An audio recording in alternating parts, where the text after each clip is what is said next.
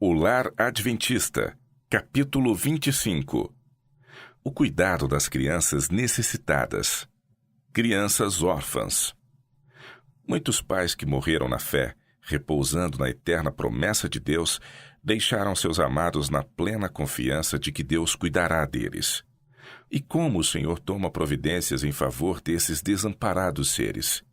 Ele não opera um milagre enviando maná do céu, não manda que os corvos lhes deem o sustento, mas opera um milagre sobre o coração humano, expulsando da alma o egoísmo e franqueando as fontes da benevolência. Ele prova o amor de seus professos seguidores, confiando-lhes a eterna compaixão os entes desamparados. Que abram o coração e o lar a essas crianças, aqueles que têm o amor de Deus. Há um vasto campo de prestatividade diante de todo aquele que deseja trabalhar pelo Mestre, cuidando dessas crianças e jovens que foram privados da cuidadosa guia dos pais e da subjulgante influência de um lar cristão. Muitos deles têm herdado maus traços de caráter e, se deixados a crescer na ignorância, se entregarão a associações que levam ao vício e ao crime.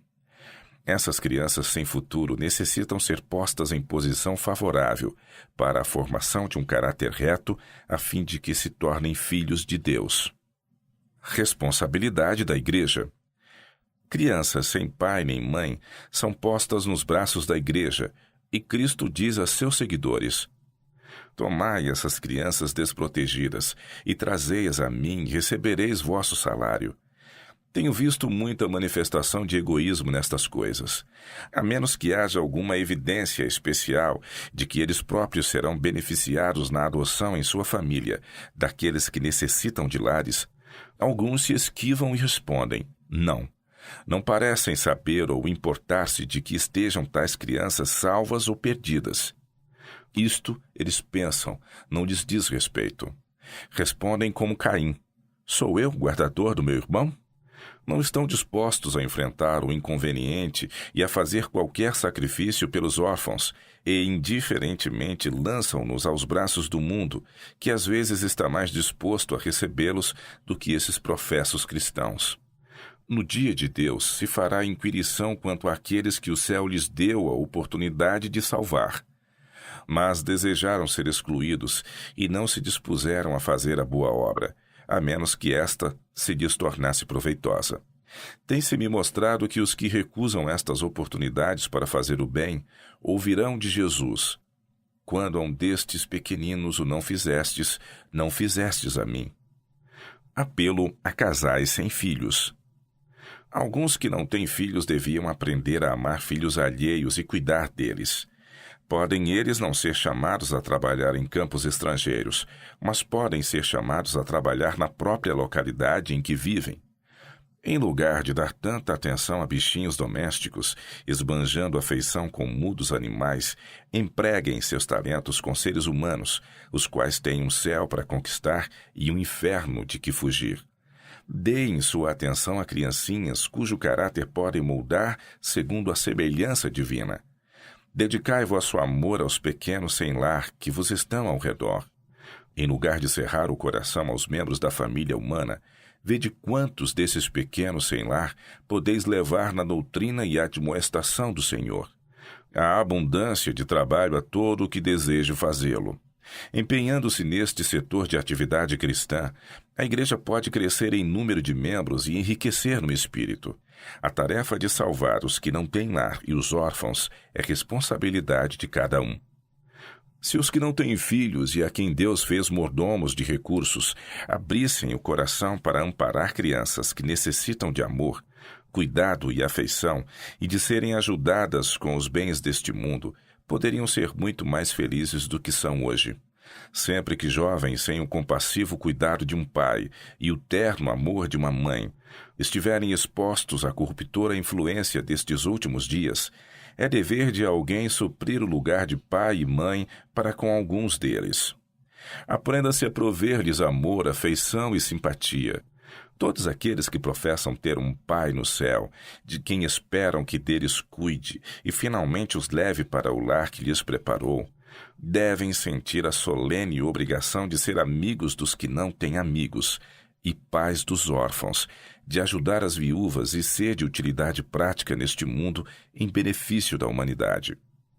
Devem as esposas de pastores adotar filhos?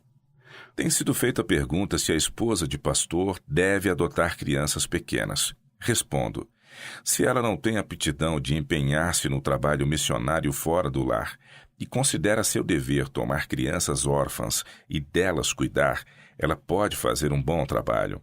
Mas seja a escolha feita primeiro entre filhos de pais guardadores do sábado.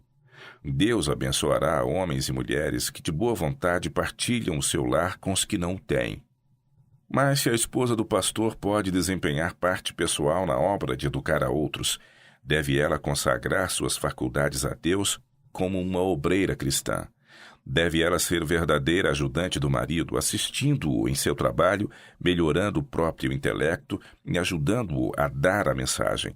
O caminho está aberto para que a mulher humilde e consagrada, dignificada pela graça de Cristo, visite os que necessitam de auxílio e derrame luz nas almas desencorajadas. Elas podem levantar os abatidos orando com eles e apontando-lhes a Cristo. Não deviam, pois, devotar seu tempo e forças a um pequenino e desamparado mortal que necessite de constante cuidado e atenção. Não devem, assim, voluntariamente atar as próprias mãos. Abrir os lares a órfãos e desamparados. Tanto quanto estiver em vossa capacidade, fazei um lar para os que não têm. Prepare-se cada um para desempenhar uma parte para o êxito dessa obra. Disse o Senhor a Pedro: apacenta os meus cordeiros. Esta ordem é para nós, e em abrindo nossos lares para os órfãos, ajudamos no seu cumprimento. Não permitais que Jesus fique desapontado convosco. Tomai estas crianças e apresentai-as a Deus como perfumada oferenda. Pedi sobre eles sua bênção e então modelai-as segundo a ordem de Cristo. Aceitará nosso povo este sagrado encargo? Um teste para o povo de Deus. Anos atrás foi-me mostrado que o povo de Deus seria testado na questão de prover um lar para os que não o têm, que haveria muitos sem lar em consequência de crer na verdade. Oposição e perseguição separariam os crentes de seus lares, e seria dever dos que tivessem lar abrir uma ampla porta aos que não o tivessem. Foi-me mostrado recentemente que Deus provaria seu povo professo, especialmente com respeito a este assunto. Cristo se tornou pobre por amor de nós, para que por sua pobreza enriquecêssemos. Fez um sacrifício a fim de que pudesse preparar um lar aos que peregrinos e estrangeiros no mundo procuram uma pátria melhor, isto é, a celestial.